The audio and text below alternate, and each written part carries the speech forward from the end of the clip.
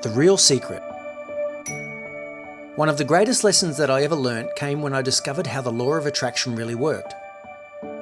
While Rhonda Byrne did a fantastic job of bringing the secret to the attention of the masses, most of what the law of attraction is really about was left out. To fully understand how the law of attraction works, you must go a lot deeper.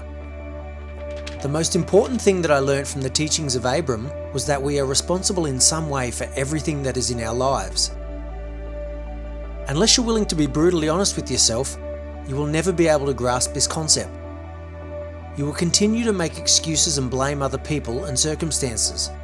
Let's be clear, there is a difference between something being your fault and it being your responsibility. I am not suggesting that bad things that happen in your life are your fault. I am, however, saying that you are responsible in some way for them being a part of your life. Please suspend your judgment while I explain. A woman is entitled to wear provocative clothing and walk down a dark alley at night, but that doesn't mean that nothing bad is going to happen to her. It's not her fault if someone attacks her, but that doesn't negate her responsibility in the situation or the ability for her to avoid it. She can't control what another person might do, but she can take steps to avoid it happening. That is the difference between something being your fault and it being your responsibility. The only three things we can control in life are our thoughts, our actions, and our perceptions.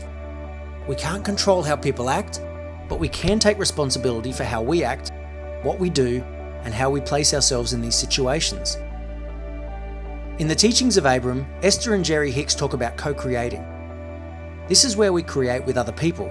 For example, if you have a car accident, you have co-created this with the other driver. The accident would not have happened if both parties were not there at that exact moment. When you bump into someone who becomes your soulmate, this is also co-creating.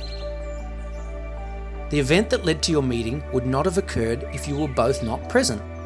Whether you want to accept it or not, the same must be said for domestic violence. At some point in every relationship, we have all co-created elements that have led to domestic violence.